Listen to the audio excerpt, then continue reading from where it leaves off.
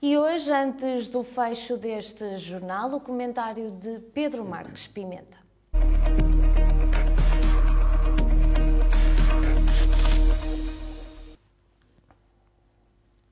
Os debates políticos das eleições legislativas e base pedestre, iniciativa da Câmara Municipal de Valongo no âmbito do Plano Municipal de Saúde, são os temas a abordar. Boa noite, Pedro. Boa noite, Fátima. Que considerações fazes então destes debates políticos que têm entrado pela Casa dos Portugueses e que têm sido realizados então no âmbito destas eleições legislativas já a decorrer no final deste mês de janeiro? Exatamente. Bem, Fátima, mais uma vez, boa noite. Faço um balanço positivo. Eu vejo sempre com algum agrado quando se discute temas importantes para o nosso país e da nossa sociedade. É importante que estes princípios básicos da cidadania estejam presentes junto das pessoas. É também importante que as pessoas possam escutar e perceber quais são as ideias e os conteúdos que trazem em matéria de programa eleitoral para o país de cada partido. Não posso também deixar de lamentar, sem apontar culpas a ninguém, mas considero que o modelo de debate de 25 minutos acaba por ser um pouco curto para explanar aquilo que são as ideias, muitas vezes, e que querem ser defendidas pelos candidatos, que muitas vezes não conseguem, tendo em conta o tempo. Compreendo também que são muitos os debates, são muitos os partidos, e se calhar foi a forma razoável que encontraram aqui para haver uma equidade de tempo e para que todos possam estar presentes e debater entre eles. Em todo o caso, Fátima, deixa-me também aqui elogiar o papel de alguns dos candidatos, porque acho que têm feito debates muito positivos, e nomeadamente o atual Primeiro-Ministro, o António Costa. Tenho gostado também particularmente de ouvir o Coutinho Figueiredo, da Iniciativa Liberal, acho que tem estado muito bem. Tem conseguido, ideologicamente, como sabes, não me identifico com o seu pensamento político, mas tem estado muito bem e consegue explanar as suas ideias, consegue demonstrar aquilo que pretende e tem debatido com grande elevação. Gosto também de ouvir, e acho que tem estado também particularmente bem, Rui Tavares, do LIVRE, muito sensato, fez um debate extraordinário com alguém com quem não me identifico de todo e que farei sempre uma distância para essa pessoa, que é o André Ventura.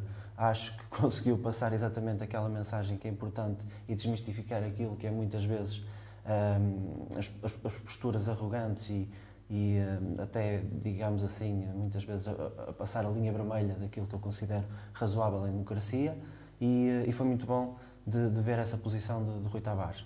Acho que o Rui Rio, até à data, tem estado menos bem.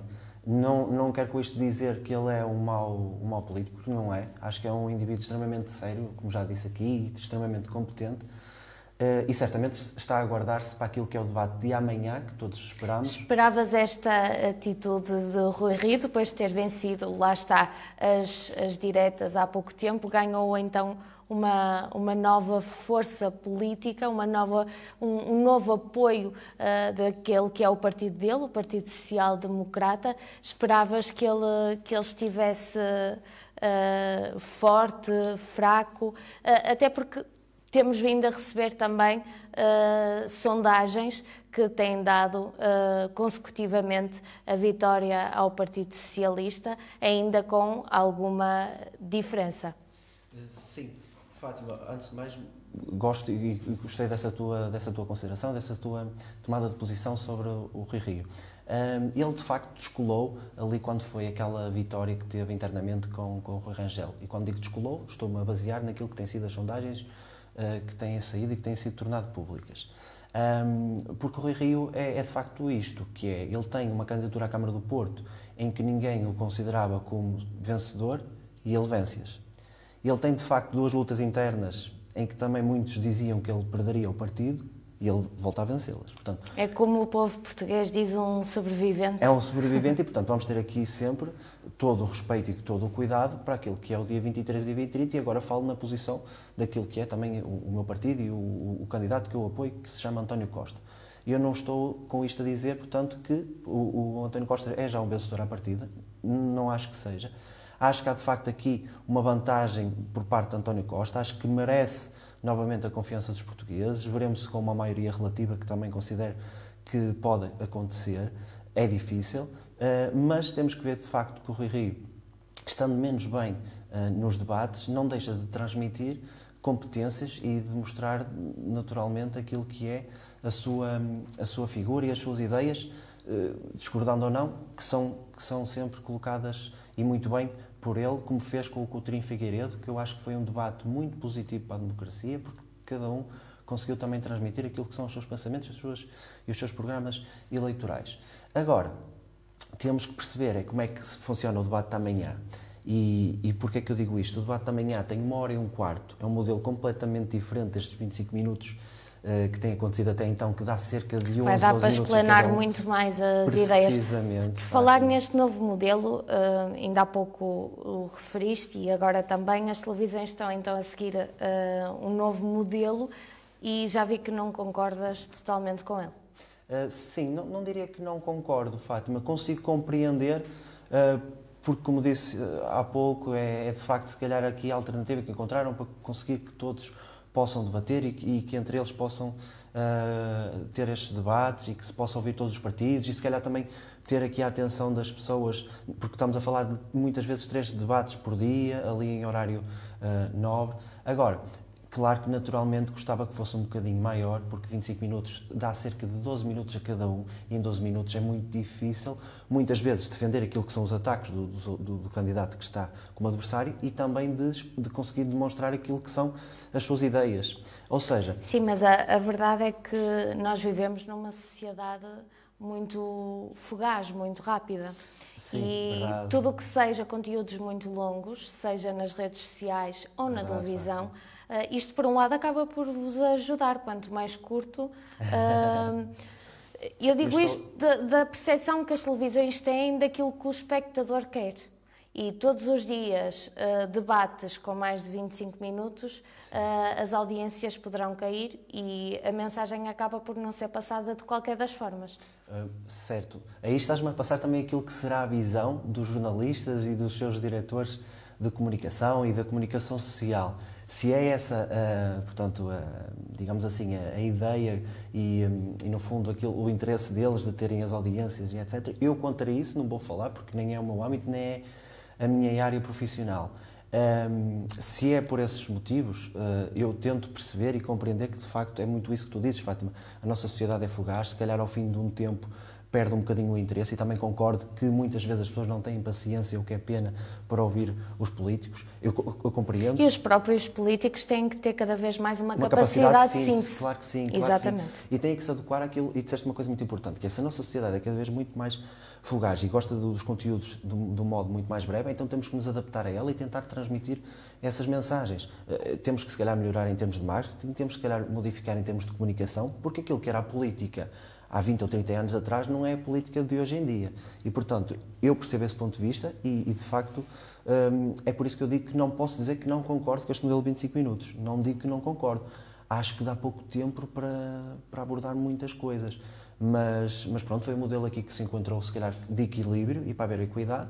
E a verdade é que, como disse logo no início, ainda bem que acontece, é ótimo para as pessoas poder ouvir aquilo que são os partidos, as suas ideias, aquilo que está a ser proposto para o país, porque de facto é mesmo isto, é o futuro do nosso país que está em causa, e por isso é ótimo termos tantos debates e termos as televisões todas para ouvir os nossos candidatos. Agora, acho que às vezes perde-se muito mais tempo a debater aquilo que são os debates, não é? Os comentadores, entre eles, depois a falar sobre o assunto, do que os debates propriamente ditos. E isso aí, se calhar, já não concordo, mas pronto, já muito é bem, outra Pedro. abordagem. Passamos então para o próximo Muito tema bem. que nos trazes hoje, o Bus Pedestre, que é uma iniciativa da Câmara Municipal de Valongo, já tem algum tempo, e que pretende, assim, retomar o hábito da caminhada até à escola.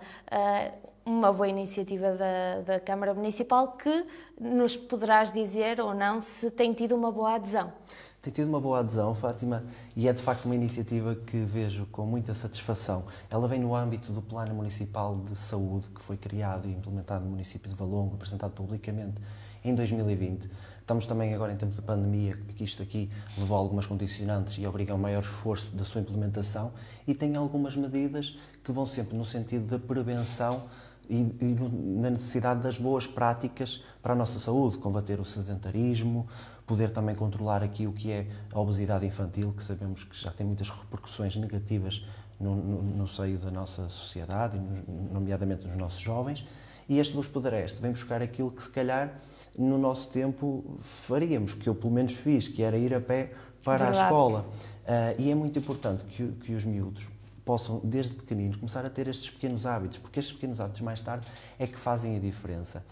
O nosso Sistema Nacional de Saúde tem um conjunto de doenças, nomeadamente a diabetes, a obesidade, que os médicos, a própria saúde, a ciência, fala muitas vezes isto, que é, há tanta coisa que pode ser feita em termos de prevenção para combater estas doenças e por que não começar logo em crianças a tomar essas iniciativas. E são medidas como estas que, de facto, depois, mais tarde, é que se sentem os efeitos das mesmas. E eu vejo com muito agrado, porque acho extraordinário ver as crianças a fazer um caminho de casa à escola como se fosse um caminho de um transporte público, porque eles têm paragens, têm horários, vão acompanhados pelos pais. Uma forma também de aprenderem os sinais de trânsito, também de conhecerem a própria cidade, de verem o meio ambiente, as árvores. Tudo isso. E agora que falo de conhecer a cidade, repara que aqui há tempos trouxe um projeto também fantástico, que tem a ver com as crianças decidirem o que é que querem para o seu espaço, seja o seu espaço infantil, seja o seu espaço ao pé da sua casa, no fundo terem aquilo que é a intervenção no âmbito do PDM.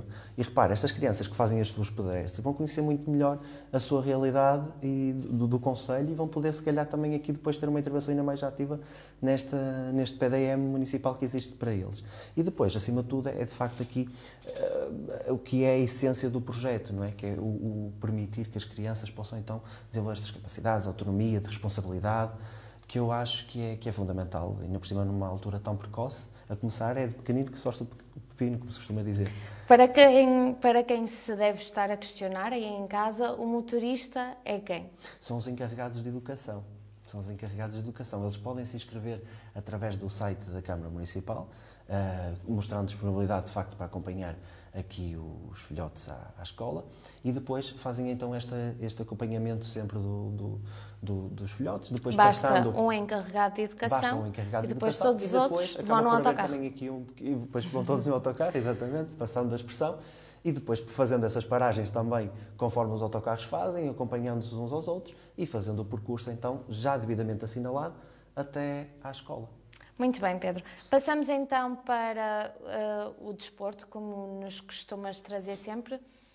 O que é que queres referir hoje? Bom, Fátima, tenho de facto aqui algumas coisas para falar, vou tentar ser breve. Falar da Supertaça de Itália e Supertaça de Espanha. A Supertaça de Espanha começou mesmo agora há momentos, o Real Madrid e Barcelona. Falar também da Supertaça de Itália, o Inter-Juventus, 2 derbys aqui escaldantes e por isso é que os trago cá hoje, mas sobretudo também para falar daquilo que é o Dakar. Pronto, como sabes, sou um apaixonado por desportos motorizados.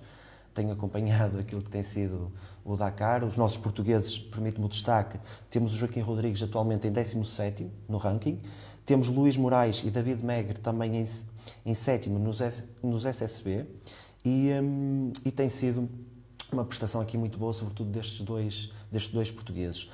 Todos os outros também têm tido provas dentro daquilo que seriam os seus objetivos, que era terminar o Dakar, ter ali prestações positivas, isso tem acontecido, nomeadamente com o Miguel Barbosa nos carros, o Pedro Bianchi Prata, que eu tenho visto que vocês também estão a acompanhar, ele ainda se mantém no Dakar. É um piloto aqui da região. É um piloto aqui da região, porque o Dakar é mesmo isto, mais do que o resultado em si, é terminá-lo, porque só quem lá anda é que sabe a dificuldade que é de sequer terminar esta prova.